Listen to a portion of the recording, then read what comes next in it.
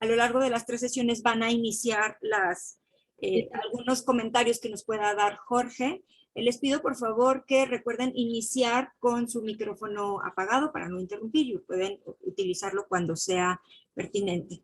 Bueno, Jorge Ferrer es escritor y traductor. Jorge, ya estamos viendo lo de tus libros porque está parada la importación y tú sabes que a mí me interesa mucho seguir trabajando contigo y que obviamente también te conozcamos, no como este proveedor de la literatura rusa, con este disfrute que nos das, sino que también la gente sepa que eres escritor y que tienes obras publicadas, también es periodista, autor de Minimal Bildung y de Días de Coronavirus, que Jorge me estuvo pasando sus artículos en la época del coronavirus y la que más me sorprendió fue cuando a él le dio coronavirus, que tampoco yo me lo esperaba, Jorge, así fue diferente mi reacción.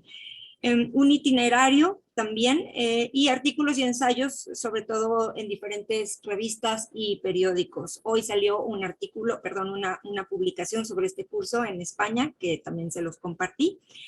Y es traductor de literatura rusa, clásica y contemporánea, como lo estamos viendo ahora. Entre otros autores ha traducido a Herzen, no sé si esté bien dicho, Alexevich, que es un deleite, premio Nobel de literatura, a Iván Bunin y a Gusel Yajina, con la que yo lo conocí. Obviamente él tiene gran experiencia, es de origen cubano, pero obviamente vivió en Rusia y ha disfrutado muchísimo todos estos escritores y seguramente coincidimos en nuestro gusto por Dostoyevsky. Ha recibido premios en sus traducciones del ruso, se dice castellano, no, según yo se dice español, del ruso al español, pero bueno, finalmente el ruso es la lengua que él domina, con la novela Zuleja abre los ojos de la escritora que les acabo de comentar, Gusel Yajina, que también supe por Jorge, que está traduciendo su siguiente novela, y obviamente él reside en Barcelona, desde donde estamos transmitiendo, nos unimos vía San Luis Potosí para la gente en México y es de origen cubano, como ya lo dije en un principio. Muchas gracias, Jorge. Te cedo todo el espacio. Yo estoy aquí para lo que se ofrezca, obviamente escuchando, y sobre todo un agradecimiento a ustedes que se están uniendo y que nos regalan su tiempo para festejar y tener esta celebración. Gracias, Jorge. Adelante. Gracias a ustedes y gracias sobre todo por estar aquí en un día que es un día de fiesta. Elegimos precisamente el de hoy con Vanessa porque hoy es el día en que celebramos el bicentenario del nacimiento de Fyodor Dostoyevsky. Imagínense, son muchos años, son 2 siglos. Y todavía hoy en el mundo entero, y digo precisamente en el mundo entero, he estado a lo largo de la jornada siguiendo los eventos que se producen desde Rusia hasta Norteamérica, desde Europa Occidental hasta Asia, relacionados con los festejos de este bicentenario. La impronta que dejó Fyodor Dostoyevsky en la literatura universal es absolutamente mayúscula. Y repito, que estemos nosotros hoy aquí da fe de ello. Miren, les voy a contar muy brevemente qué vamos a hacer en estas 3 sesiones. Esta primera de hoy la vamos a dedicar a hablar un poco de la vida de Fyodor Dostoyevsky, el itinerario de su vida. Enseguida comentaré por qué creo que esto es importante. En la segunda sesión, que será el próximo jueves 18, hablaremos de su obra. Si hoy ya lo haremos de la vida, ese día lo haremos de la obra.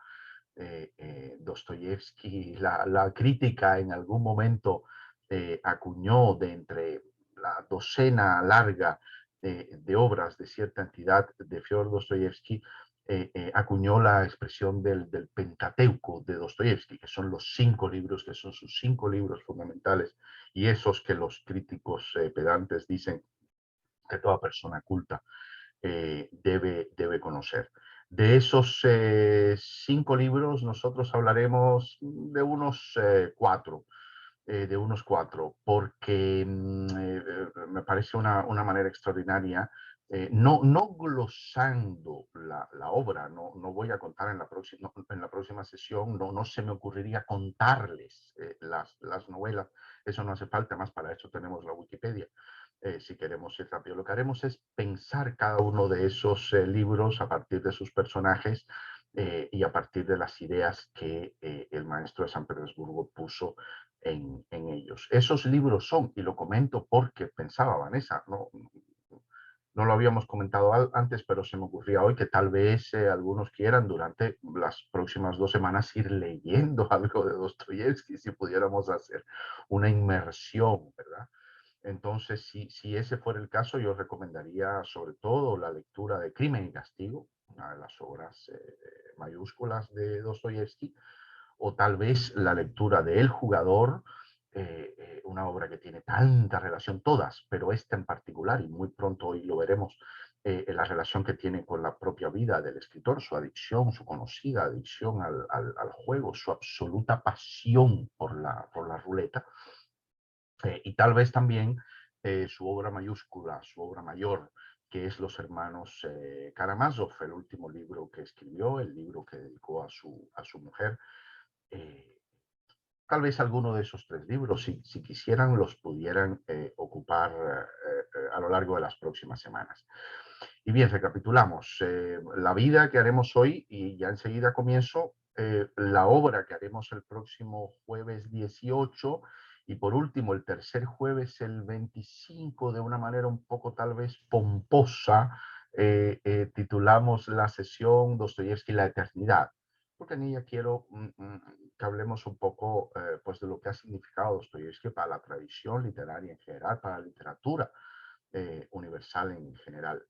Abierto, no vamos a hacer en modo alguno charlas pedantes de típico crítico filológica o cuestiones así, ni me interesan ni seguramente les interesan a ustedes. Esto tiene para mí un propósito muy elemental. Primero el de la celebración, sin duda, porque estamos en el bicentenario, pero sobre todo intentar acercarles a ustedes a este hombre y la obra de este hombre, y que no, si ello fuera posible, la amen tanto como la amo yo, o siquiera se interesen por ella tanto como yo. Dicho esto, si quieren, comenzamos. Hace un par de meses trabajaba eh, ayudando en la preparación de una exposición dedicada a Dostoyevsky que se inauguró en el Museo Ruso de Málaga, provincia al sur de España, hace unos días, concretamente el viernes pasado. Una exposición dedicada a Dostoyevsky, pero podéis después, si quieren googlear, entrar en la página del museo porque hay algunas imágenes ahí muy, muy hermosas. Es una pequeña exposición, pero me sorprendió mucho una pieza, y es por eso que la menciono, que yo no había visto, realmente no la había visto nunca, que es la máscara funeraria de Dostoyevsky, o máscara mortuoria, no sé cómo dicen ustedes en México. La tomó un escultor desconocido, anónimo, cuando estaba Dostoyevsky tumbado en su lecho de muerte.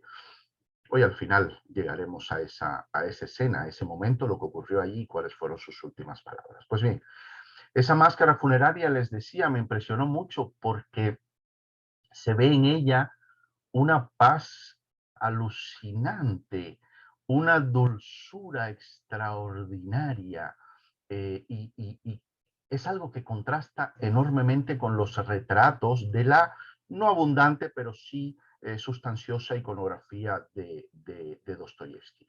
Es curioso porque reparábamos en esto, los retratistas de Dostoyevsky, parece que todos hubieran querido poner en sus rasgos, cuando los retrataban, todo el drama, toda la tragedia, todo el dolor que hay en sus personajes. Entonces, el Dostoyevsky retratado es un Dostoyevsky, como siempre, sombrío, abrumado, ensimismado, doblado sobre sí mismo.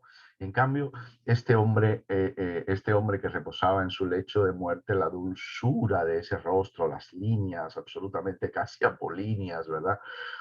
Bah, ya se habla evidentemente de la paz de la muerte, ¿no? Como si le hubiera abandonado de pronto todo ese dolor. Pero ve uno ahí como a esos dos hombres. Me gusta esta imagen para comenzar a hablar de su vida, porque en Dostoyevsky da la impresión de que haya muchos hombres, ¿verdad? De que a ese hombre lo habite una legión de otros hombres. Probablemente lo repetiría varias veces. No por gusto me parece que tanto tiene que ver su vida con su obra, porque la obra de Dostoyevsky, los personajes de Dostoyevsky, también son unos sujetos extraordinariamente complejos, ¿verdad? Extraordinariamente híbridos en el sentido de que suelen sumar en sí mismo toda una serie de problemáticas, de rasgos, de asuntos, de tormentos que habitualmente habitan a muchos hombres distintos, pero en el caso de los personajes de Dostoyevsky están todos ahí en él. Seguramente en la próxima sesión hablaremos de la polifonía en la obra de Dostoyevsky y veremos esto un poco mejor. El maestro nació un día como hoy de hace, y ahora repasaremos su biografía, un día como hoy de hace 200 años justos. No era jueves como hoy, aquel día, aquel 11 de noviembre de 1821 era domingo. Dostoyevsky nació en Moscú, nació en el seno de una familia, digamos, muy ordinaria. Su padre procedía de una rama de la nobleza venida a menos, fue educado con dinero del Estado para convertirse en médico. Efectivamente se hizo... no he chequeado esto, Vanessa, ¿me escuchan bien, verdad? Ok, Sí, sí, sí, sí, porque adelante. estupendo. Se educa, decía, a expensas del Estado y se convierte en médico, primero en, México, en médico del ejército y después pasa a ser en médico civil. Cuando Dostoyevsky nace, su padre ejercía de médico ya civil en un hospital de la ciudad de Moscú, que no era entonces la capital de Rusia, creo que era una ciudad primordial. En la ciudad de Moscú era un hospital que atendía sobre todo a personas menesterosas, a personas pobres. Evidentemente, sí, toda la casuística que pasaba por aquel hospital era tremenda. Dramas de todo tipo. La niñez de Dostoyevsky transcurre por esos corredores, por esos pasillos de las salas de ese hospital, el Hospital Mariinsky se llamaba, o de María. Y bueno, hay un asunto que es más o menos evidente. Solemos juzgar la vida de los hombres y de las mujeres de manera retrospectiva, de los hombres y mujeres grandes, sobre todo, ¿no? Entonces, claro, muchas veces queremos ver en los corredores oscuros de ese hospital el inicio de toda la cosa trágica de Dostoyevsky. Sea como fuere, el caso es que se crió en esas circunstancias. Contaba él mismo además, y aquí enseguida ya veremos una transposición de su vida, de momentos de su infancia hacia las novelas. Contaba él que en algún momento una niña con la que tenía cierta cercanía de juegos, una niña de 9 años, resultó por unos pacientes del hospital, resultó violada, murió desangrada la criatura, en fin, todo esto después también. Hay un momento en una de las novelas donde uno de los personajes también violara a una niña, es decir, son cosas que él irá...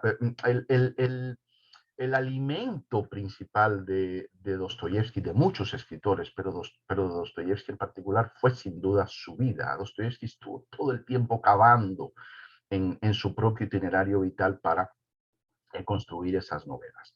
Su madre, si su padre provenía de esta nobleza venida a menos, con su madre pasaba otro tanto. No provenía de la nobleza, sino de la clase de los mercaderes. Su padre, es decir, el abuelo materno de Dostoyevsky, fue un mercader de cierto éxito, de cierto patrimonio, que lo perdió justamente en 1812, cuando la invasión napoleónica de Rusia. Había toda una leyenda en la familia que su padre cargó con todos sus bienes, aquello se le hundió en un río. Parece ser que eso más bien ellos se lo habían inventado, que el hombre no era tan rico, pero como quiera que fuera, esos son sus orígenes familiares. Tuvo una niñez, digamos, plácida en general.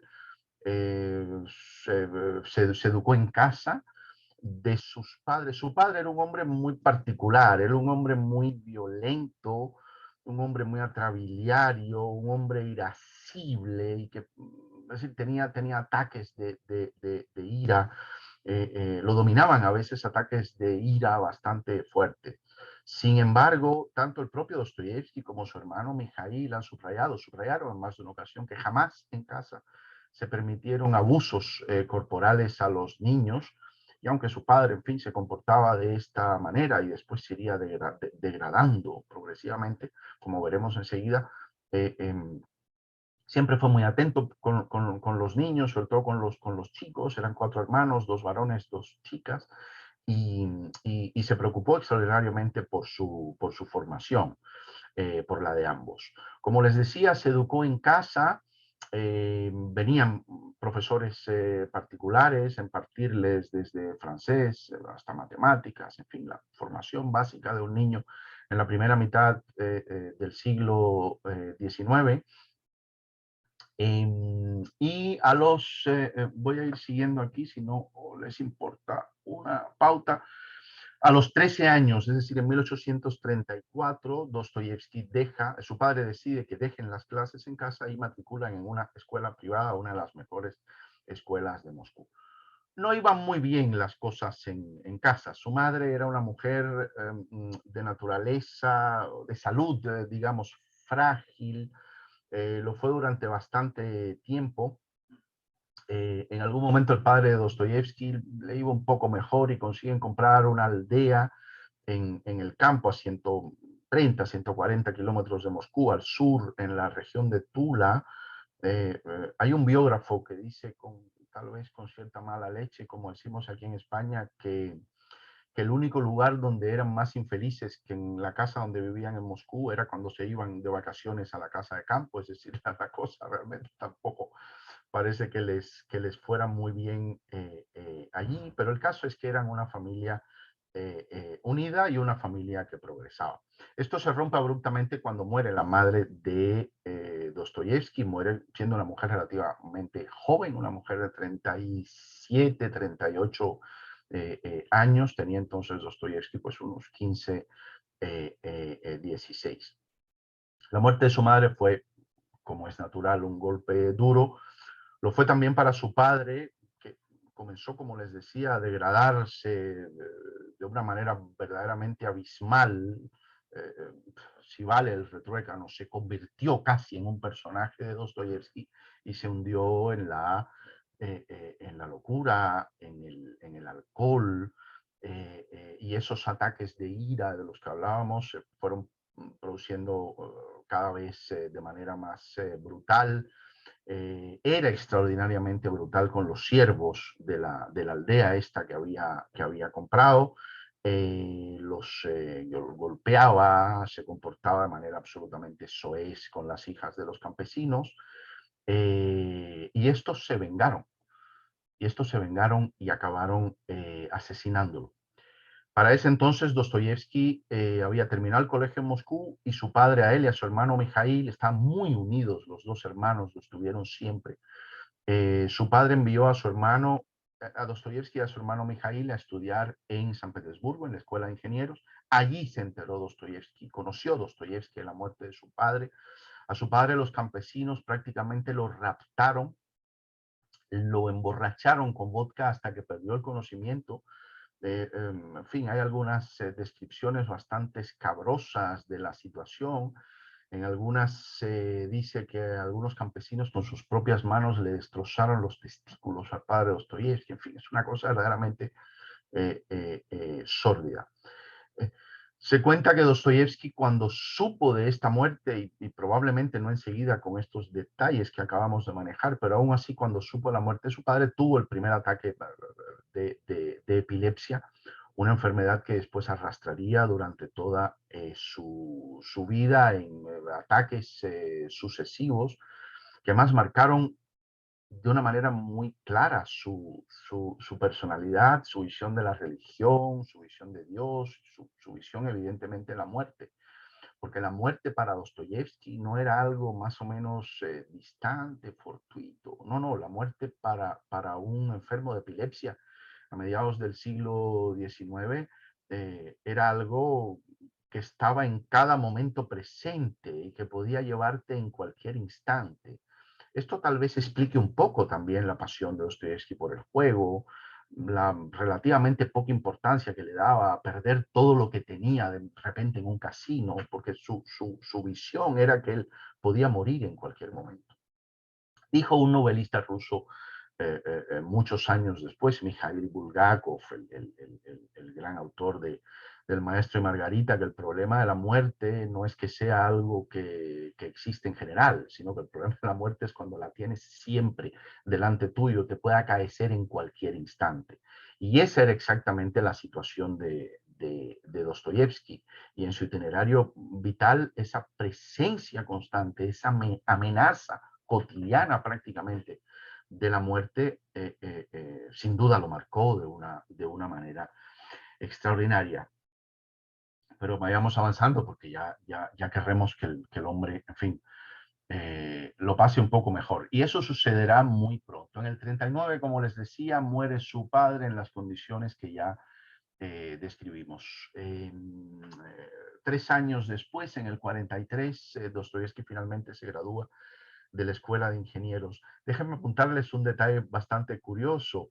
Les hablaba hace un ratito de la máscara funeraria de Dostoyevsky, que se encuentra en el Museo Ruso de San Petersburgo. Perdón. Bueno, fíjense qué cosa más curiosa. El ala del museo, el edificio, el pabellón del museo ruso, donde actualmente se conserva tanto la máscara funeraria como algunos retratos de Dostoyevsky, se ubica precisamente en lo que antes fue la Escuela de Ingenieros donde él estudió. Por razones puramente casuales, en algún momento el museo adquirió ese edificio y de pronto se da esa circunstancia perfectamente circular en la vida de Dostoyevsky. Dostoyevsky no estudió ingeniería porque quiso. De hecho, dejó meridianamente claro que no quería hacerlo. Lo hizo por imposición paterna. Posición perfectamente comprensible, de esas que arrastramos, en fin, hasta el día de hoy, 200 años después. Su padre estaba preocupado por el bienestar de sus hijos, sobre todo los hijos varones, quería que tuvieran una profesión que les garantizara el sustento para ellos y sus familias. Dostoyevsky ya había manifestado sus deseos de dedicarse a la literatura, evidentemente para un médico, antes militar y ahora civil, de mediados del siglo XIX, la dedicación a la literatura era una pérdida de tiempo absoluta y por eso obligó a que el muchacho se graduara de ingeniería. Dostoyevsky así lo hizo, se graduó a regañadientes, pero lo hizo. Recibió después un empleo, todo funcionaba en el imperio ruso de aquella manera, recibió un empleo que ejerció durante un año y medio, hasta que tomó la decisión de dejarlo. Él estaba absolutamente convencido de que quería ser escritor. La pasión por la literatura lo había ganado de una manera extraordinaria. Lo hizo mediante la lectura de toda suerte de novelas históricas. Era desde adolescente, desde niño casi, pero sobre todo desde adolescente, un apasionado lector de novela histórica y sobre todo de todo lo que tuviera que ver con Rusia. En algún momento comentó que él a los 14, 15 años ya conocía la historia de Rusia al dedillo, leyendo bueno, la famosa historia de Karamzin, estos grandes historiadores decimonónicos rusos. Quería pues dedicarse a la literatura y así lo hizo. Abandonó la carrera de ingeniería, es decir, el oficio de ingeniero, y decidió echar a andar por la azarosa vida de un escritor. Lo hizo con un buen pie extraordinario, porque su primer libro, titulado Pobres Gentes, tuvo una acogida absolutamente espectacular. Supo realmente Fyodor Dostoyevsky, entonces todavía un joven, apenas llegaba a los 30 años, supo dar perfectamente en una tecla fundamental en ese momento de la historia de Rusia, que era fijarse en el pueblo, en la gente sencilla, en la gente llana.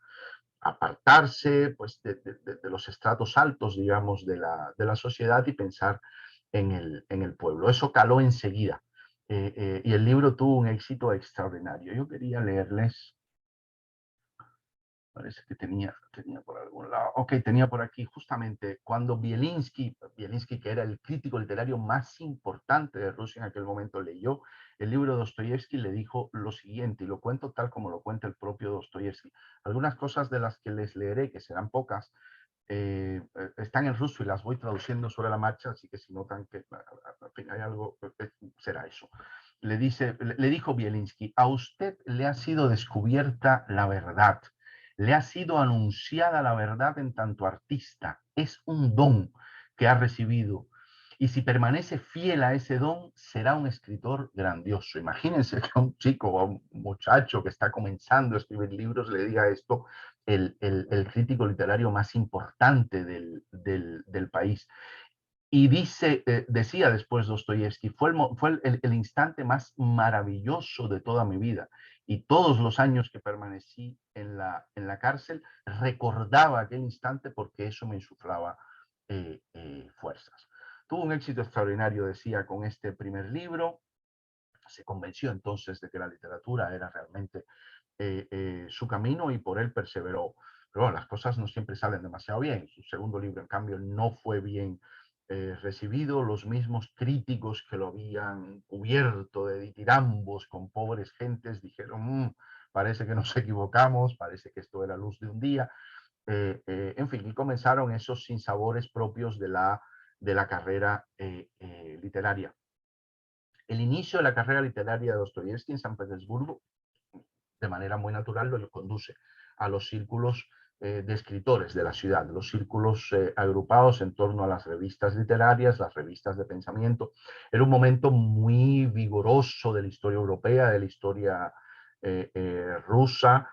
Rusia vivía bajo el zar Nicolás I, un hombre extraordinariamente conservador y nada amigo de las libertades públicas ni de la conversación pública libre y civil y civilizada.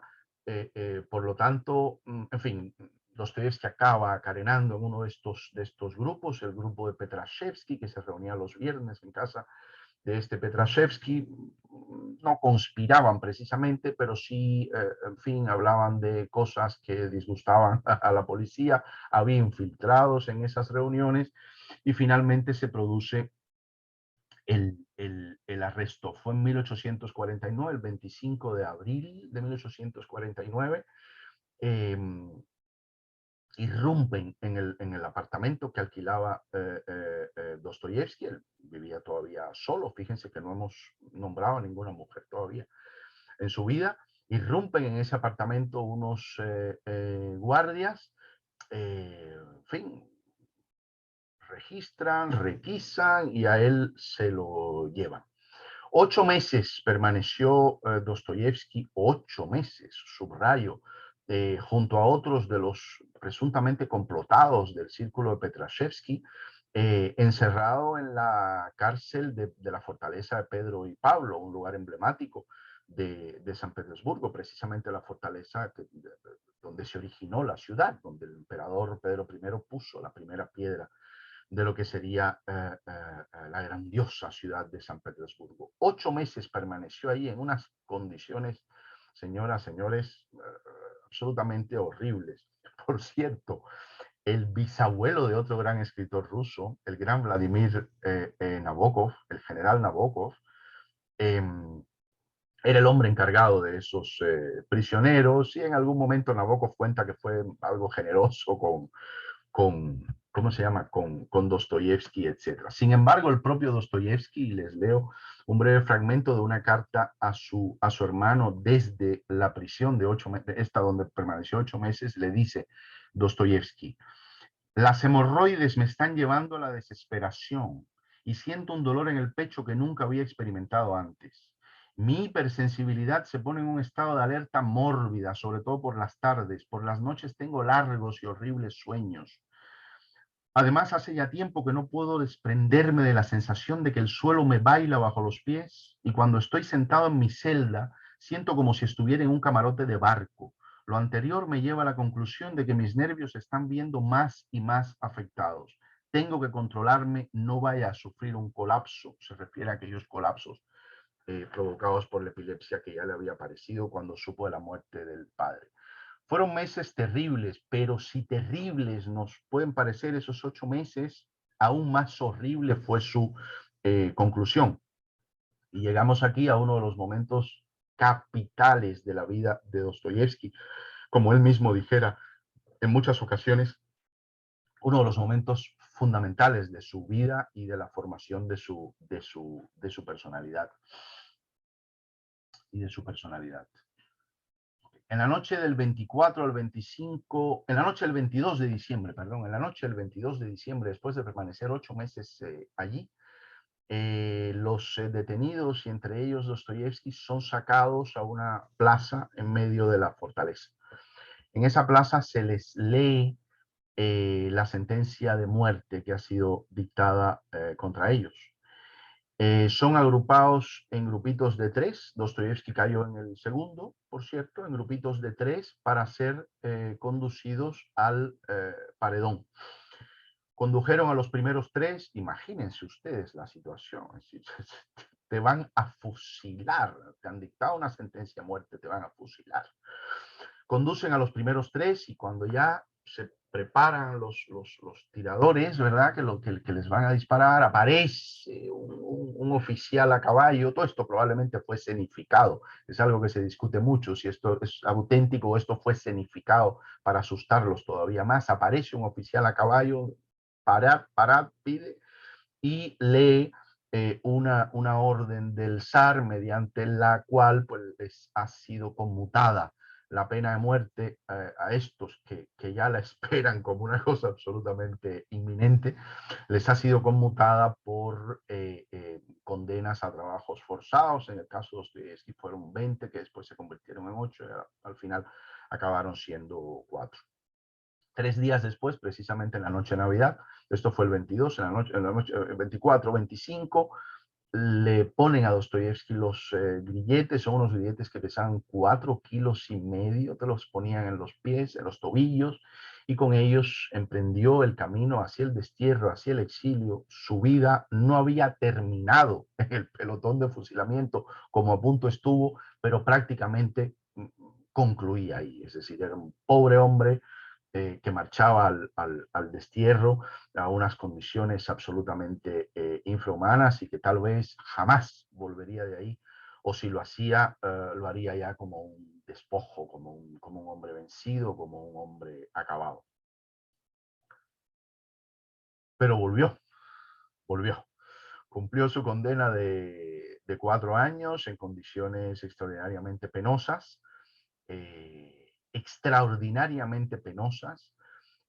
Sufrió en esos años de prisión un crecimiento espiritual enorme.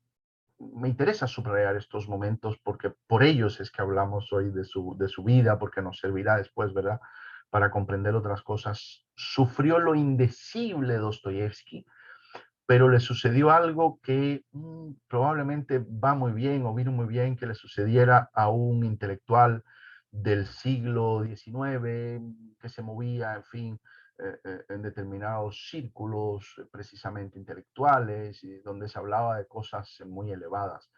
Dostoyevsky se encontró en la cárcel con aquella gente de la que él no solo hablaba, sino cuya voz había usurpado. Él en sus novelas, en aquella pobres gentes, la primera de la que hablábamos, claro, intentaba hablar con las voces de esa gente desahuciada, pobre, criminalizada, alcoholizada. Bueno, esa gente en la cárcel dejó de ser lo que era antes, que era más o menos una presencia en los arrabales de la ciudad, para convertirse en aquellos con los que él convivía y compartía. Aquí les quiero leer un fragmento, permítanmelo, un poquitico extenso, pero no tanto, del libro que escribió Dostoyevsky a resulta de estos años en prisión, un libro extraordinario, Apuntes de la Casa Muerta, Apuntes de la Casa de los Muertos. Hay varias traducciones en español.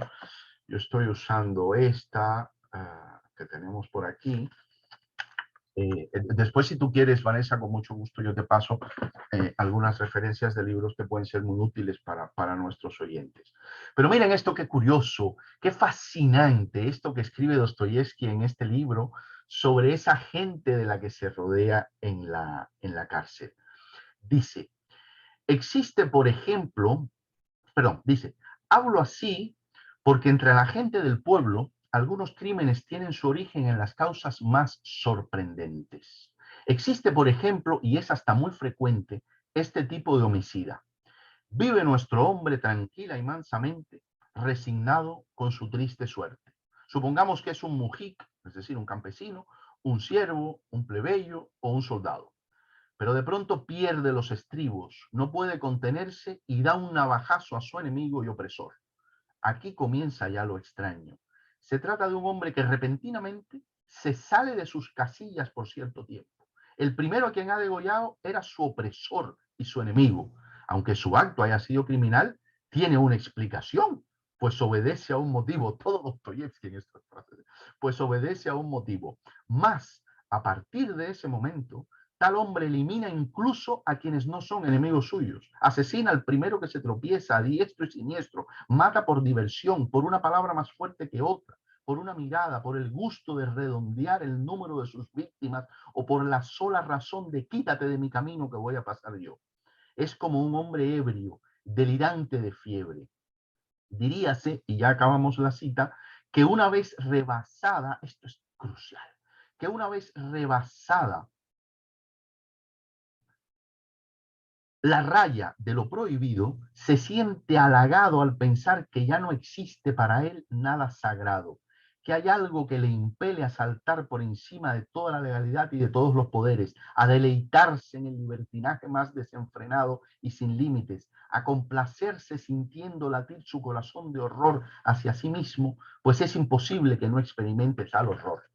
Me parece fascinante, pues estamos ante un Dostoyevsky que muestra claramente que ha visto en esos años de la cárcel la cima del horror, el fondo de ese abismo de horror. Todo lo que vendrá después, prácticamente todo lo que vendrá después es ese Dostoyevsky, es decir, en estos personajes de los que se rodeó allí involuntariamente, de esos personajes salen pues los Stavrogin, sale Raskolnikov, de Crimen y Castigo, que mata a la vieja de un hachazo, es decir, todo eso, ese Raskolnikov que después se pregunta, ¿por qué no puedo yo hacer esto? ¿Acaso no tengo derecho? ¿Soy menos que los demás? Ese Raskolnikov ya late en esa cárcel. Es otro momento fundamental y me gustaría que los retengamos. El del fallido, por decirlo así, o escenificado pelotón de fusilamiento y estos años en la prisión. Bueno, pues Dostoyevsky cumple, decíamos, la pena de prisión, sale de allí, es decir, cumple la sentencia, la condena a trabajos forzados, pero la condena a permanecer en el destierro de Siberia, esto era algo bastante habitual en Rusia, es mucho más extensa. Con lo cual, aun cuando el reo quede libre de la condena directamente a prisión, no puede regresar a la zona europea, digamos, de Rusia, la que está del lado de acá de los Urales, Moscú, San Petersburgo, etcétera, y debe permanecer viviendo en el destierro. Es decir, para el caso de un Dostoyevsky, totalmente desconectado de la cultura, del progreso, de la civilización, incluso si me apuran. Dostoyevsky se busca la vida más o menos bien, decide ingresar en el ejército, es algo que le podía dar algún tipo de rédito financiero, en definitiva, tener algo para vivir, y así lo hace. Sale de la cárcel entonces y se enrola en el ejército, como soldado raso. Como soldado raso. Lo hace, lo envía en una ciudad que realmente con Dostoyevsky pasan muchas de estas cosas. Lo envían a una ciudad que se llama Semipalatinsk. Es una ciudad que está en el fin del mundo, por allá por Siberia, pegada a la China, en el territorio de lo que hoy es Kazajstán. Pero lo curioso de todo esto, queridas, queridos, es que muchísimos años después, ciento y tantos años después, cuando la Unión Soviética comienza a hacer las pruebas de sus bombas atómicas, elige precisamente Semipalatinsk, es decir, este sitio donde es como si, qué sé yo, Faulkner hubiera estado preso en el desierto de Nevada, qué sé yo, una cosa así, ¿no? Es como fascinante, ¿no? Entonces ahí, en fin, vive ahí en Semipalatinsk y Dostoyevsky, bueno, por supuesto, su gran sueño es volver a la civilización, conseguir que le restituyan sus derechos ciudadanos, lucha por eso constantemente, como se luchaba entonces, es decir, escribiendo instancias, en fin, a los poderosos, a las autoridades, justificando, en fin, ya no estoy en política, soy un hombre bueno, déjenme volver. Y en medio se le despierta también a Dostoyevsky el deseo de ser amado, un deseo natural, tanto en los hombres como en las mujeres, y probablemente mucho más natural todavía en un tipo que a los 30 y tantos años solo había conocido dolor, cárcel y exilio. Se enamora Dostoyevsky de una señora de estas ciudades de provincias de ahí de Siberia. Era una señora que estaba casada, Anna Isayeva se llamaba, estaba casada con un tipo, hablamos de Dostoyevsky, ¿qué le vamos a hacer? Con un tipo que era alcohólico, abusador, en fin, toda esta dinámica. Dostoyevsky se enamora de ella, se hace un poco amigo del tipo, perdón, y él, en fin, el hombre acaba muriendo. Dostoyevsky le propone matrimonio a esta mujer, ella acepta y acaban casándose. Yo me voy a permitir leerles una pequeña, es decir, la pequeña reseña de esta mujer que hace la hija de Dostoyevsky. La hija de Dostoyevsky, Lyubov, escribió un libro de memorias, o más que un libro de memorias, sí, bueno, es una biografía, pero basada evidentemente en la memoria familiar, una biografía de Dostoyevsky que publicó después en Italia. Ella marchó de Rusia, vivió en el extranjero. Es un libro alucinante, porque es un libro lleno en fin, de los humores de esta mujer, que son unos humores muy, muy particulares. Dice Lyubov de esta primera mujer de Dostoyevsky. Dice, entre los oficiales del regimiento de Semipalatinsk había un cierto capitán Isayev, buen hombre, de muy mediana inteligencia, muy débil de salud, desahuciado por todos los médicos de la ciudad. Fue muy amable con mi padre y le invitó frecuentemente a visitarle. Su mujer, María Dmitrievna, que es la mujer de la que hablamos, recibió a Dostoyevsky graciosamente, procuró complacerle y aprovisionarle. Ella sabía que iba a quedar viuda muy pronto, sin otro recurso que la pequeña pensión que el gobierno ruso pasaba a las viudas de los oficiales, casi insuficiente para mantenerle a ella y a su hijo, un niño de 7 años. Previsora, buscaba ya un segundo marido y Dostoyevsky le pareció el mejor partido de la población. Era un escritor de gran talento, tenía una tía rica en Moscú, que de nuevo le enviaba frecuentemente dinero. María Dmitrievna se hizo, dice la hija de Dostoyevsky, de otro matrimonio, naturalmente. María Dmitrievna se hizo la mujer poética, incomprendida por la sociedad de una pequeña ciudad provinciana que buscaba un alma selecta, un corazón tan elevado como el suyo. Pronto se apoderó del alma ingenua de mi padre, dice Lyubov, que a los 33 años amaba por primera vez. El caso es que Dostoyevsky tenga más o menos razón el Lyubov, yo creo que tiene bastante poca. Y se deja llevar por el amor de esta mujer, se enamora de ella.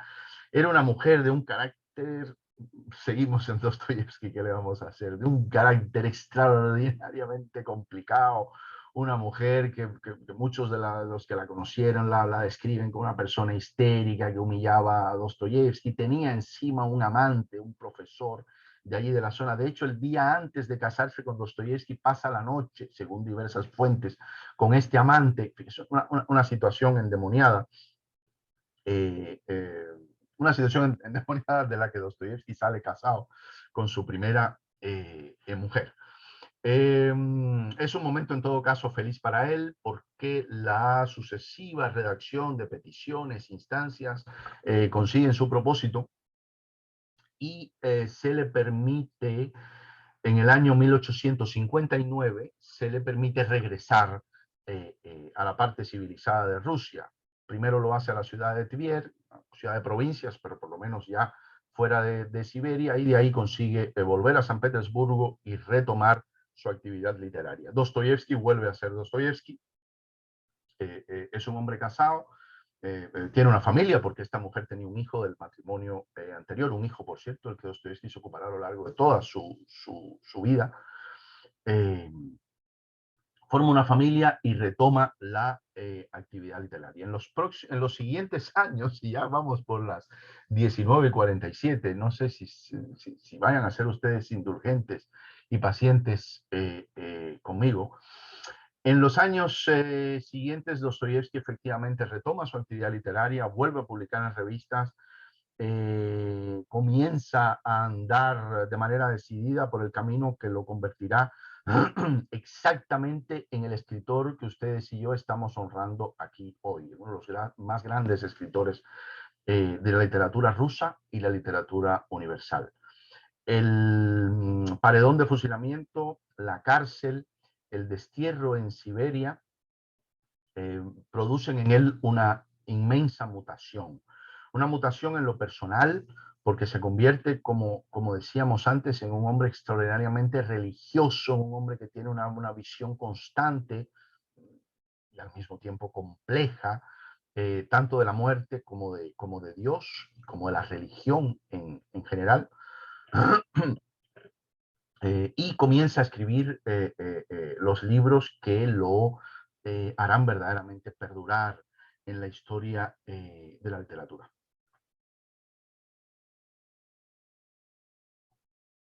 Ok. Ahí lo tenemos escribiendo esos primeros libros después de volver de la cárcel y el exilio. Tal vez el más célebre de ellos, el primero, el más célebre de ellos es la novela Humillados y Ofendidos, que tiene un éxito irregular, pero que lo sitúa claramente, lo devuelve claramente al mundo literario de San Petersburgo, al mundo literario ruso. Las cosas con María, con su mujer, no, efectivamente no fueron bien. No fueron bien, y Dostoyevsky pronto acaba distanciándose de ella, comienzan a vivir, en fin, separados. Él hace un viaje a Europa Occidental. Los viajes a Europa Occidental que hace Dostoyevsky son varios, algunos duraron bastantes años, como el que hizo con su segunda esposa, a la que iremos enseguida, con Ana. En todo caso, son viajes también fundamentales para la formación de Dostoyevsky como escritor y también como pensador.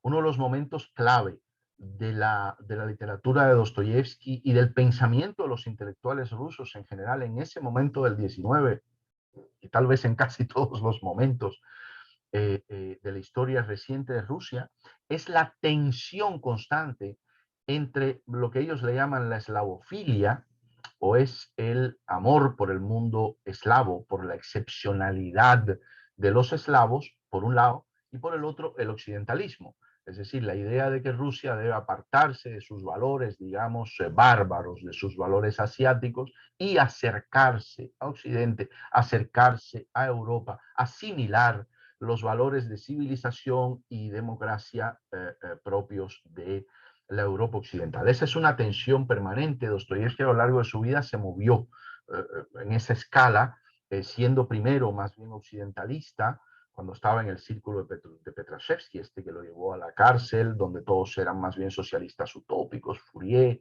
y este tipo de cosas, moviéndose a lo largo de su vida hacia posiciones mucho más, digamos, conservadoras, intransigentes, nacionalistas, en fin, hacia un tipo de pensamiento extremadamente religioso, digamos, y extremadamente nacionalista y extremadamente prorruso. Por eso sus viajes a Europa son interesantes también en lo que respecta a su vida, porque Europa le significaba permanentemente, le despertaba permanentemente esa tensión, la tensión entre el deseo democratizador, pero al mismo tiempo la repugnancia que le provocaba la vida, diría él, libertina de los europeos, y ese gusto ese gusto capitalista de amasar dinero, de amasar riqueza, en lugar de vivir una vida que él suponía mucho más dada al espíritu, ¿verdad? Una vida más, precisamente, él entendía que es rusa. Esto es fundamental también. Esta es otra tensión que me gustaría que recordaran. La distancia con María provoca que Dostoyevsky se enamore de nuevo, se enamora de una joven estudiante. Él tenía ya entonces 45 años, ella 22, y era una muchacha absolutamente liberada, extraordinariamente inteligente, no excesivamente bella, tampoco era un Adonis, nuestro Fyodor. El caso es que entre ellos se establece una tensión amorosa súper fuerte. Ella quería que él dejara a su mujer, María, pero María había enfermado de tuberculosis, estaría largo tiempo enferma hasta que acabó muriendo. Él no se decidía a dejarla. Polina, que se llamaba esta muchacha, él le dice que se vaya a París, que lo espere allá. Esto es todo muy novelesco también, como es natural.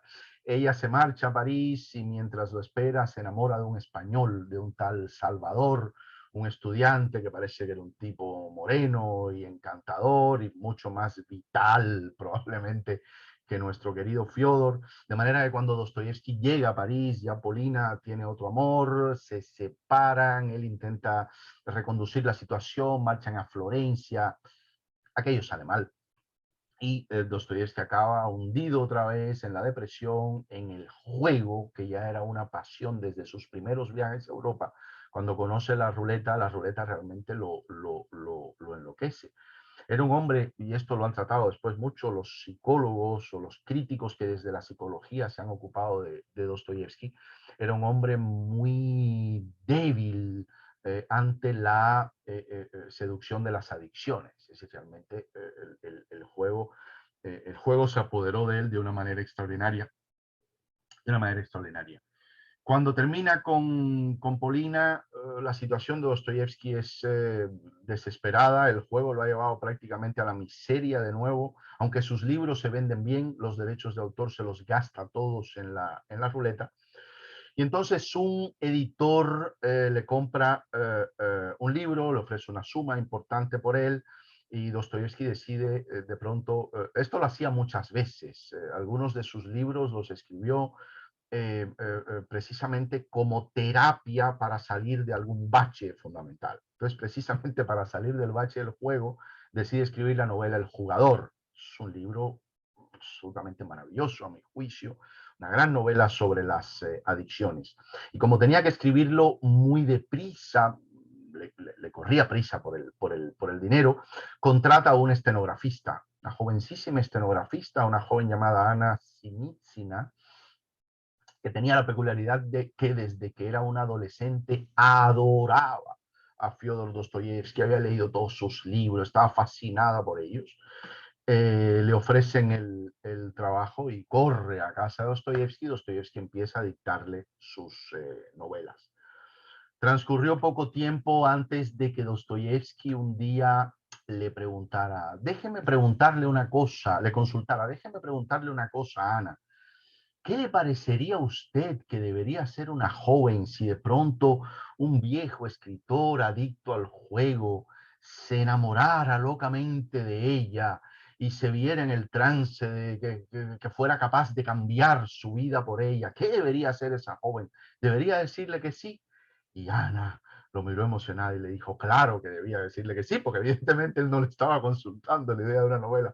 Era una manera muy curiosa de, en fin, de proponerle matrimonio. Algo que no hizo ninguna gracia a la familia de la joven, pero acabaron casándose y Ana fue realmente una mujer extraordinaria. Los años, todos los últimos años de la vida de Dostoyevsky, yo diría que 12, 14 años, ¿verdad? Los últimos años de su vida estuvo casada con Ana. Ana sufrió lo indecible, la adicción al juego, lo vio perder todo el dinero que tenían. Juntos perdieron a su primogénita, una niña que nació en Ginebra, murió a los 3 meses. Fue una cosa absolutamente desgarradora, pero que los unió extraordinariamente. Y, en fin, y es además, por cierto, la que se ocupó después de su legado. No solo se ocupó de enderezarle la vida en lo económico, en lo emocional, en lo práctico. Es que era un hombre absolutamente negado para la cosa práctica, el dinero, la gestión doméstica, etcétera, sino que le organizó realmente la vida. A mí me gusta mucho leer las cartas. Dostoyevski escribió unas 900 cartas, o se conservan unas 900 cartas. Tiene que haber escrito naturalmente muchas más. Un tercio de esas cartas son cartas escritas a su esposa, a Ana. Ana hizo una cosa muy mala con nosotros, con ustedes y conmigo. Y es que Ana, después de la muerte de Dostoyevski, tachó una gran parte de los textos de esas cartas porque no quería que los conociéramos. Hizo lo propio con unos diarios que ella llevaba de su, fin, de su vida con Dostoyevski, a quien, repito, ella adoraba absolutamente, y él a ella. Esas cartas son extraordinariamente hermosas. A mí me gusta una, y solo les voy a leer una línea. A mí me gusta una porque tiene un tono de una modernidad extraordinaria. Es una carta que le escribe Dostoyevski a Ana Dostoyevskaya. Ella está en la casa de campo que tenía en esta área rusa.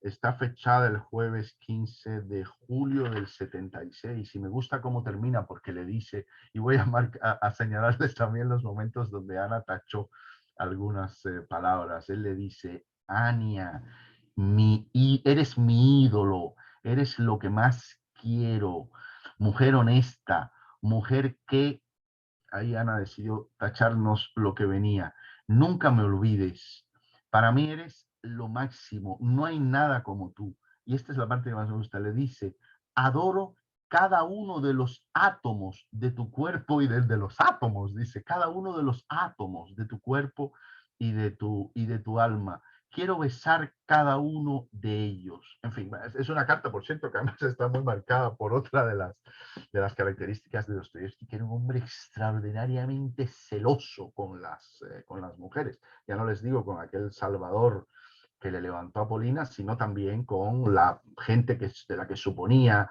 En fin, Ana era una mujer, era una mujer hermosa, era una mujer con un carisma extraordinario, era una mujer con un arrojo tremendo, no por gusto supo encarrilarle la vida a este hombre. Vamos acabando ya, son las 7:59. Dostoyevski escribe en los últimos años de su vida algunos de sus grandes libros. Escribe Los Poseídos, que también en español conocemos como Los Posesos, hay traducciones distintas. Y sobre todo se entrega a la redacción. Dostoyevski decide, sobre todo Ana decide, y le vende esa idea a Dostoyevski, que por cierto después lo utilizó también, eso hablaremos en la tercera charla, con la mujer de León Tolstoy. Ella decide que las mujeres de los grandes escritores tienen que ocuparse de la gestión económica de sus libros, es decir, de editar sus libros y de cobrar por ellos. Eso es lo que hizo Ana con los libros de Dostoyevski, y la economía del matrimonio en los últimos años. Tuvieron 4 hijos, no sé si les mencioné, la primera murió a los 3 meses, la primera niña, después tuvieron otros 3, de los cuales uno también murió a los 2, 3 años, y quedaron dos hijos, los sobrevivieron a ambos. Lyubov, que es esta que escribió la biografía que antes les citaba, y Mijail. Les decía que, exacto, ella decide ocuparse de toda la intendencia, de la cuestión editorial. Eso hace que la situación económica de la familia mejore un poco, y Dostoyevski decide entonces, les comentaba, no continuar entregando sus textos a revistas que se los publicaran por entregas, sino que decide él mismo publicar una revista. Esa revista se llama Diario de un escritor, Dnevnik Pisatelia en ruso. Miren, en castellano tenemos, para que se hagan una idea del volumen, miren, aquí lo tengo, la traducción al español, es un libro extraordinario que debe sumar unas 1600 páginas. Esta es una revista que Dostoyevski fue publicando durante años por entregas, y esto, como les decía, mejoró un poco la economía familiar. Por eso pudo dedicarse por fin a escribir un libro con menos prisa que los anteriores, y ese libro es Los Hermanos Karamazov. Tal vez su obra cumbre, una gran novela sobre la espiritualidad, sobre Dios, sobre la culpa, sobre la moral y sobre la manera, en fin, en que los hombres nos debemos conducir o nos podemos conducir en el mundo. De ella hablaremos un poco en la próxima sesión. Dostoyevsky dedicó Los hermanos Karamazov a su mujer, dedicó esa novela a Ana, y eso es más que un mero gesto de agradecimiento, es decir, es mucho más que eso. Era su gran libro, era su gran obra, y se la dedicó precisamente a ella. No lo hizo con los otros 5 o 6 que escribió y publicó mientras estuvieron casados. Les quiero leer un breve fragmento de lo que sucedió en la alcoba de los Dostoyevsky la noche que él murió. Dostoyevsky muere, termina de escribir, les decía, Los hermanos Karamazov, se publica en el 78, dedicado a Ana. Ya en ese momento, Fyodor Dostoyevsky, que era un hombre de apenas 58, 59 años, él muere con 59 años, todavía no había cumplido los 60, pues muere en enero y los habría cumplido en el siguiente octubre. Era una referencia espiritual absoluta ya en Rusia. Lo adoraban los estudiantes, los seminaristas, lo adoraban y odiaban a partes iguales sus colegas escritores, como es natural en un ambiente emponzoñado, político y literario, pero en todo caso era una figura reverenciada, era un escritor que se había convertido en una referencia importantísima. Crecerá todavía mucho más después de muerto y se convertirá en fin, en lo que es hoy, en esto que ustedes y yo estamos celebrando hoy.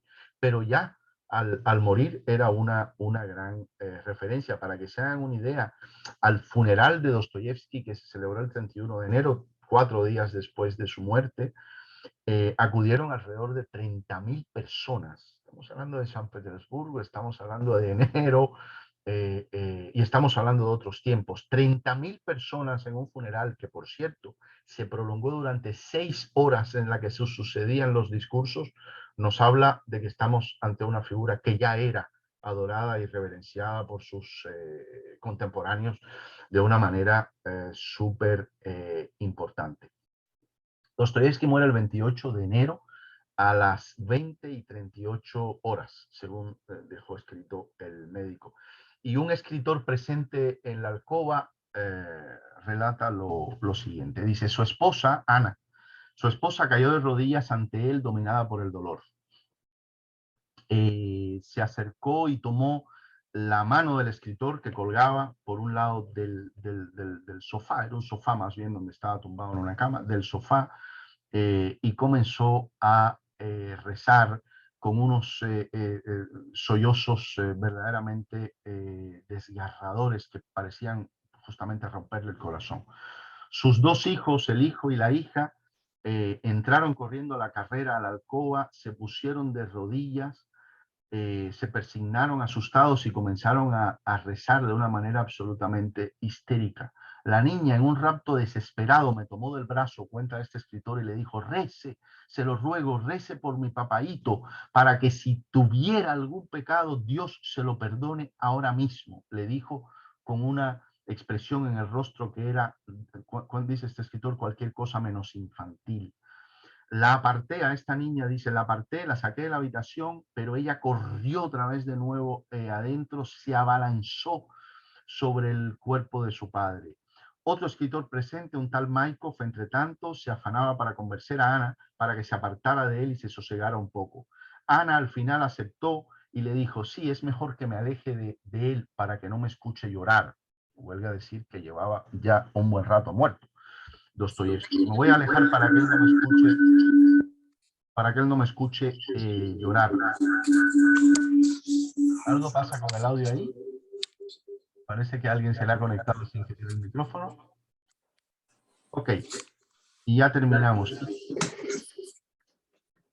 Sí, continúo. ¿Vanessa? Sí, claro, claro. Sí, te oímos, te estamos oyendo bien. Sí, perdón. Y entonces, se aparta Ana del lecho donde reposaba Dostoyevsky y comienza a gritar, una y otra vez gritaba, ¿qué hombre he perdido? ¿Qué hombre he perdido? Con las ganas de vivir que él tenía. Ahora que la vida nos sonreía un poco, él sentía que tenía tantas cosas que decir. Nos estaba yendo un poco mejor por fin y va y se nos muere. Esta mañana me dijo, y fue lo último que me dijo. Y cita, Me he pasado la vida luchando y trabajando como una bestia para tener un trozo de pan que llevar a nuestra mesa. Pensaba que ahora por fin podría encaminar a los niños, pero me voy a morir dejándolos pobres. Y ahí nos dejó Dostoyevski el 28 de enero del 81. Pongamos una nota dulce, no los dejó pobres precisamente. Sucedió algo extraordinario y fue que por primera vez en la historia de Rusia el zar le concedió a la viuda de un escritor una pensión vitalicia y además a cargo del Estado se dispuso de un dinero para ocuparse de la educación de sus dos hijos. Fue un gesto realmente inédito y que otra vez subraya qué era Dostoyevski en aquel momento para Rusia. Bien, hemos repasado, Vanessa, amigas, amigos, el itinerario vital de uno de los grandes escritores de la literatura universal. Creo que algunos apuntes que hemos hecho, el paredón, los amores desgraciados, la adicción al juego, el tiempo en la cárcel y lo que le significó ese tiempo para encontrarse con Dios y encontrarse con el pueblo del que tanto había escrito, pero del que todavía le faltaba tanto por escribir, ahora sí con conocimiento de causa. Todos esos elementos conformaron a un escritor absolutamente prodigioso, a una voz extraordinariamente única, de algunos de cuyos libros hablaremos en la sesión siguiente. ¿Tenemos tiempo para alguna pregunta, Vanessa? Sí, claro que sí. Si alguien quiere preguntar, prender su micrófono, por favor. Acuérdense que si nadie pregunta, yo sí tengo siempre un chorro de preguntas. ¿Alguien, por favor, que levante la mano? ¿No? ¿De verdad? Bueno, yo, Maritza. bueno, ay, creo que se oye interferencia. Bueno, un gusto escuchar la plática. Nada más una duda, ¿de qué murió Dostoyevsky? Y otra pregunta, más o menos en todo esto que nos cuentas de la biografía, ¿a qué altura de su vida escribió Crimen y Castigo? Sí, mira, ¿de qué murió? Fue una situación bastante enojosa porque había un problema con una herencia. Y las hermanas de Dostoyevsky, que parece que eran unas señoras un poco codiciosas, lo estaban presionando para que él les cediera su parte en una herencia compartida. Era un asunto que a Dostoyevsky le molestaba extraordinariamente porque le parecía injusto, porque él, como decíamos antes, siempre tenía la presencia de la muerte ahí y tenía una mujer, tenía dos hijos y como les decía, todavía se hacía cargo del hijo de su primera mujer y encima también asumió la responsabilidad por la familia de su hermano Mijail, que había muerto unos años antes y él se ocupaba, quiero decir, con dinero, se ocupaba de la mujer y sus sobrinos. Por lo tanto, él no quería ceder esa herencia. Las hermanas, en fin, intentaban presionarlo de todas formas y una de ellas vino a visitarlos a San Petersburgo 3 días antes de morir. La discusión que se produjo fue bastante enojosa. Dostoyevsky se encuentra a su mujer, en fin, abandonó la mesa súper contrariado y esa noche tuvo una fuerte hemorragia. El médico vino, dijo, bueno, que me ha subido la tensión arterial, que tal, que no pasaba nada, que descansara. Al otro día tuvo otra hemorragia todavía más fuerte. Y ya no se recuperó, ya permaneció tendido, siguió perdiendo sangre y bueno, parece que fue, bueno, en fin, lo que hoy le llamamos un ictus o algo así, ¿no? En fin, acabó muriendo. ¿Y después en qué año escribió Crimen y Castigo? Te lo voy a decir exactamente. Te lo voy a decir exactamente. ¿Vas a leer Crimen y Castigo? No, Pregunto sí, si te has animado a leer. perdón, sí, ya lo leí y nada más me quedó la duda, lo escribe después o sea, su obra en realidad la más conocida la hace después de, No, ya que puede regresar a San Petersburgo, no. Crimen y Castigo lo escribe en 1800, lo comienza a escribir en 1865. 1865 y lo publica en el 66. Es un año antes de que se case con Ana. Por lo tanto, sí, es en el momento en que había reiniciado su carrera literaria, era un momento realmente fuerte. Pero fíjate que lo escribe, claro, 20 años antes de morir. No es una de sus últimas novelas. Sus últimas novelas más potentes, digamos, serían El idiota, El adolescente y sobre todo Los hermanos Karamazov, que se publican en el 80, un año antes de morir. De Crimen y Castigo, por cierto, es tal vez la novela, y sin el tal vez, es la novela con la que ganó más dinero. Crimen y Castigo fue un éxito extraordinario, lo conversaremos seguramente en la próxima sesión, por el tipo de novela que es. Bueno, lo adelanto y es evidente, es una novela policíaca, era un género que comenzaba, de pronto, por supuesto, generó una atracción extraordinaria porque se une lo de la novela policíaca y las más elevadas cuestiones morales planteadas por la religión. Entonces, eso le genera un éxito extraordinario y muchísimo dinero. Gracias. Gracias, Maritza. Ceci. Sí, perdón. Hola, ¿cómo están? Buenas tardes. Una gozada su plática, nada más. Al final no se oyó porque hubo aquí un ruido. ¿Qué es lo último que le dijo a la esposa? Que dijo la esposa, y apenas hoy me dijo que es lo que me escuché. Sí, Y otra sí. cosa. Lo que le dijo a la esposa fue ahora que más o menos, dice, me he pasado toda mi vida trabajando como un animal, como una bestia, dice literalmente, para poder traer un poco de pan a nuestra mesa, a la mesa de la familia. Y solo ahora que empezaba a soñar con que iba a conseguirlo y con que iba a dejarle algo a mis hijos, pues me voy a morir y los dejaré siendo pobres. Es decir, él muere pensando que va a dejar a sus hijos siendo pobres, que yo apuntaba, no sé si eso lo escuchaste, que por suerte no fue así. Realmente, además, la gestión económica que hizo Ana del legado de Dostoyevsky, y además, por cierto, no solo por él mismo, sino la manera en que el mercado del libro se transformó absolutamente a finales del siglo XIX, principios del XX, cuando los escritores comenzaron de verdad a ganar dinero con sus libros mediante derechos de autor, ediciones, reediciones. Todo eso hizo que la familia tuviera una vida, hombre, si no eran ricos, evidentemente, pero sí tuvieron una vida desahogada. Ok, muchas gracias. Muy interesante. Ok, ya para despedirnos, ¿alguien más? Andrea. Sí, adelante, Andrea.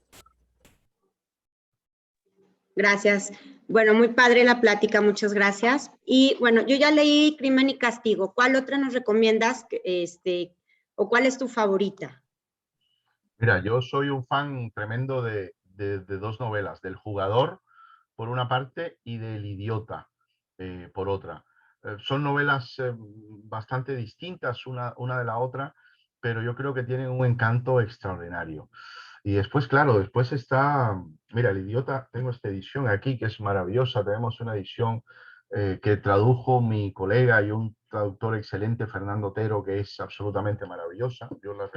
En realidad, de Dostoyevsky, si les es posible a ustedes, yo no sé muy bien las ediciones que hay mexicanas, que seguro las habrá extraordinarias, pero en España la editorial Alba de Madrid ha retraducido, porque es algo que hemos ido haciendo en los últimos años que es muy interesante, que es que hemos traducido en el mercado español a los clásicos rusos. En los últimos 10, 15, 20 años los hemos vuelto a traducir, porque los leíamos normalmente en traducciones que se hicieron mucho antes, hace 40, 50 años, y no eran traducciones muy precisas, no estaban bien escritas esas traducciones, por decirlo rápido. Entonces, en los últimos años, por cierto, gracias a muchas becas que ha dado el gobierno ruso para la traducción, se han traducido muchos de estos libros. Yo les recomiendo especialmente las traducciones de la editorial Alba. Y te decía, El Idiota es una novela fascinante. A mí me gusta mucho El Jugador porque tiene tanto que ver con él. Es una cosa súper interesante. Hay un documental, no quiero extenderme mucho, Vanessa, y molestarlas, pero hay un documental que se titula Los viajes de Dostoyevsky, Dostoyevsky's Travels, está en inglés en YouTube gratis, que es una cosa fascinante porque parece que es Dostoyevsky cuando ves el título, pero no es Dostoyevsky. Cuando se cae el comunismo en Rusia en el año 90-91, el bisnieto de Dostoyevsky, que es el nieto del Mijail que mencionábamos ahorita, de los dos hijos que entraron rezando, bueno, el bisnieto de Dostoyevsky se va a hacer una gira por Alemania, Inglaterra, y creo que también va a Italia a visitar las sociedades Dostoyevsky en estos países. Es una situación bastante interesante y se ve a este joven, por cierto, es un hombre joven, que era conductor de tranvías en Leningrado. Fíjense qué historia fascinante, el bisnieto de Dostoyevsky, y se va a los casinos de Baden-Baden y todos estos donde iba su bisabuelo. Es una cosa súper interesante esta de la atracción al juego. Y después está claro, por último, por supuesto, los hermanos Karamazov. Claro, los hermanos Karamazov, estamos hablando de una novela de, qué sé yo, de unas 800 páginas. Yo no la tengo aquí ahora en español, pero aquí pueden ver una edición en ruso y miren el grueso. Es un libro extraordinario y es de una complejidad mayúscula, lo cual no hace que yo no lo recomiende, todo lo contrario, pero hay que estar listo para leer el opus magnum del maestro, con un nivel de densidad verdaderamente extraordinario. Dostoyevsky, y de esto hablaremos en la próxima sesión, Dostoyevsky era un hombre, sí, era un escritor que poco a poco fue abandonando el gusto que tanto aprovechamos los lectores por la descripción, ¿verdad?, de los ambientes, de los personajes, y con el tiempo se fue convirtiendo en un escritor que es puro diálogo de ideas, y realmente a veces se hace un poco pesado, digamos, en el sentido del goce de la lectura. Eso pasa con los hermanos Karamazov, pero no, sin embargo, te recomendaría, no recuerdo ahora cuál era tu nombre, con El idiota o El jugador, que son novelas deliciosas. Muchas gracias. Ok, ¿alguien más ya para irnos ahora sí? Yo bueno, quiero aprovechar así el espacio que se dio. Cuando a mí me llama mucho la atención que decías, cuando empieza a escribir siglo XIX en una Rusia que me parece, por lo que he leído, de cierta manera pobre, es decir, no era una Rusia como la parte occidental de Europa o la que él visitaba también, pero me imagino que era una Rusia que entonces la pregunta es, ¿quién consumía sus libros? O sea, generalmente círculos académicos, estudiantes o realmente todo el público. Es fantástico eso. Hay un momento en la vida de Dostoyevsky ya hacia el final, concretamente en 1880, un año antes de su muerte, se celebra una efeméride relacionada con Pushkin, que es como el padre de la literatura rusa, y Dostoyevsky pronuncia un discurso muy encendido que le granjeó una fama ya absolutamente definitiva, pero un gran discurso sobre qué significa ser ruso y qué significa ser intelectual en Rusia. Y lo he recordado inmediatamente, Vanessa, porque de las primeras cosas que dice, bueno, aquí nos creemos que 100.000 personas que somos las que leemos libros podemos decidir sobre el resto, los 40, 50 millones que son el resto. Si realmente, evidentemente, a la clase, digamos, lectora, la clase letrada, no era extraordinariamente grande, tampoco lo era en otros países de Europa Occidental en aquel momento. Piensen, es un momento en que empiezan a surgir las grandes literaturas. Dostoyevsky está muy metido en esto y es perfectamente comparable con lo que sucede con un Balzac, con un Dickens, es decir, son esas literaturas de tono social que empiezan a surgir juntas en Europa. De hecho, Dostoyevsky tradujo algo de Balzac, tradujo de Gensier, es decir, estaba muy, muy metido. Y efectivamente no eran muchos los que los leían, pero eran sociedades absolutamente estratificadas en las que de eso sí podemos estar seguros. Aquellos que leían esos libros eran los que decidían los destinos de todo el país. Un país, por cierto, y a punto, sin embargo, que sí, era un país, digamos, atrasado, efectivamente, si lo comparamos con las grandes ciudades de la Europa Occidental, con Londres, París, qué sé yo, Colonia o Berlín. Pero, sin embargo, el imperio ruso era una cosa muy seria.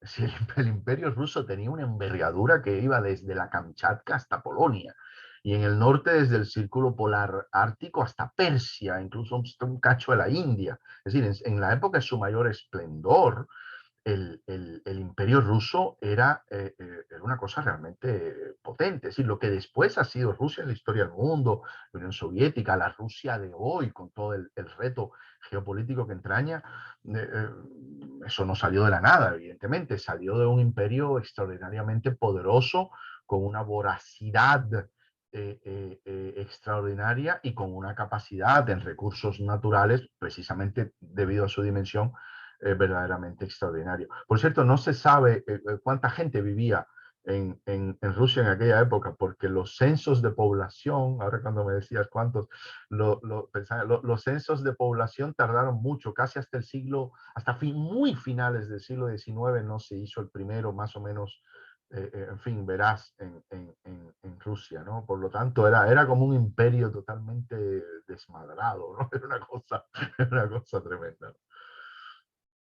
Muchas gracias, Jorge. Bueno, pues creo que vamos a dar por concluida esta primera sesión.